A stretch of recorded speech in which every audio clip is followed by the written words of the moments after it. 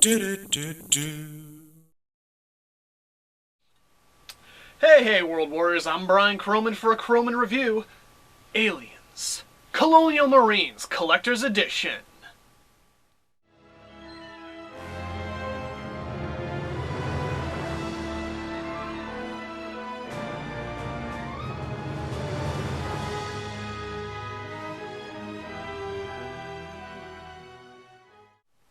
So, I feel it's only right to begin this little review video of mine the same way I began my entire experience playing Colonial Marine, the DLC codes. The Collector's Edition of Colonial Marines comes packed with two different DLC codes. One gives you additional character customization options for your multiplayer character, as well as access to character skins of 4 classic characters from the original Aliens movie: Hudson, Hicks, Drake, and Apone. The other DLC code is a weapons pack for multiplayer and a firing range level. Except the DLC code printed on the back of this DLC sheet actually contains the content of this DLC sheet. And vice versa. How? How the hell does that happen? Talk about a prelude of things worse to come. I know I'm mostly here to talk about the actual contents of the Collector's Edition, and we'll get to that. But first... How long after we're declared overdue can we expect a rescue? 17 days. 17 days? Hey man, I don't want to rain on your parade. We're not going to last 17 hours. Those things are going to come in here just like they did before, and they're going to come in here, and they're going to come in here, and they're going to get us! In Colonial Marines, you take command of Corporal Winter of the 17 weeks later rescue squad sent in to investigate the disappearance and deaths of the original Marines from the movie. Sir, there's half an unidentified synthetic splattered across the deck in here. Which half?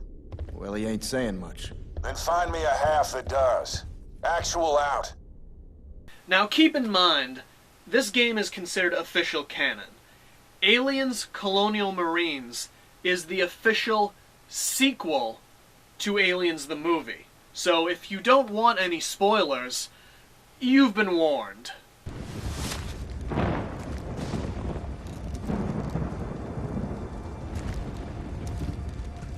Who the fuck is that? I'm Corporal Hicks from the USS Sulaco.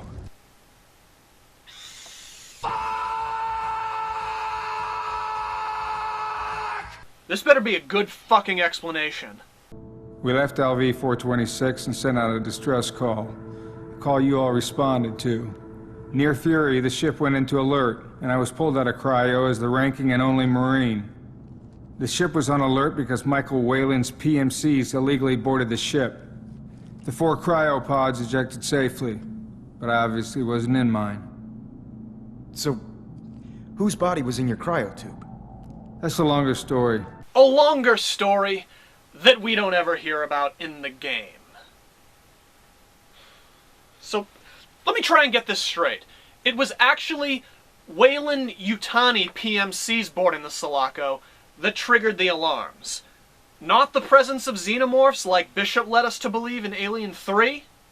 The fire was electrical. It was in the subflooring. Did the sensors pick up anything moving around on the ship prior to separation? Does the recorder indicate anything? Was there an alien on board? Yes. Hicks was woken from cryo and...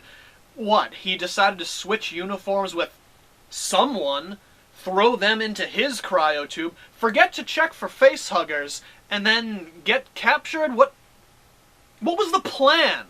On either end? Because if you remember this scene... I have requested a rescue team. Hopefully they will be here inside of a week and evacuate her ASAP. Which means Weiyu was immediately notified of Ripley's status. Why the fuck would it take them a week to send a ship over to Fury when they're already... No, because you know, I would be here all day if I tried to explain everything that is wrong with the story of Colonial Marines, especially in relation to the established canon. So you know what? Gameplay.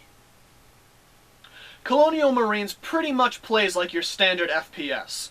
If you're used to playing shitty FPS games with outdated graphics, useless NPC allies, AI that runs straight at you, and the fact you barely even spend half the game fighting xenomorphs.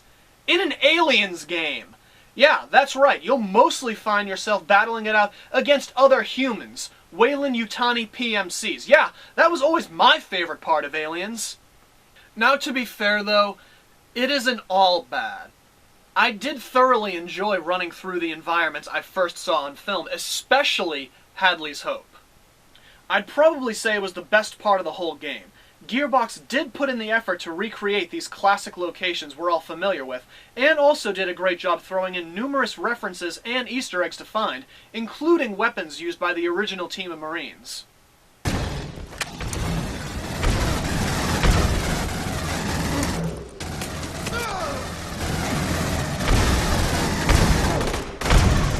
It's sad to say the game is actually the worst part of this entire collector's edition. But with that said, let's see what else came packaged together in this thing. We'll get the main event right out of the way. A friggin' statue!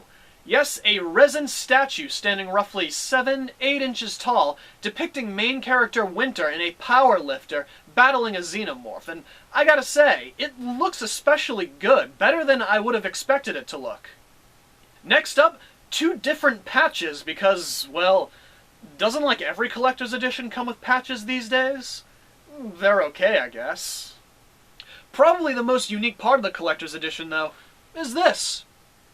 A classified document containing the in-game mission briefing, a picture of Hadley's Hope, blueprints of your ship the Sephora, even a recruitment flyer and certificate.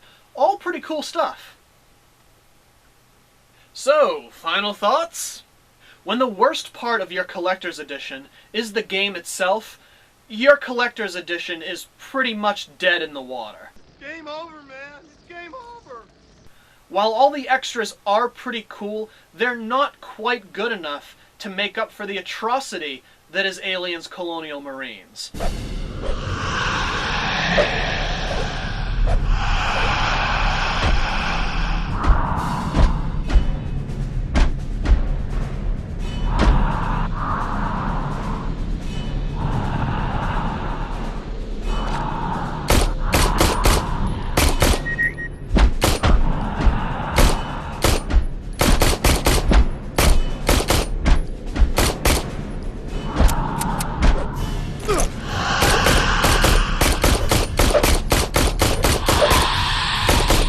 And it really is too bad, considering the high hopes that fans of the franchise like myself had for this game.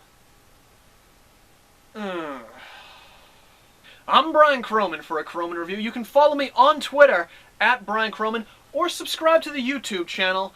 I'll see you next time.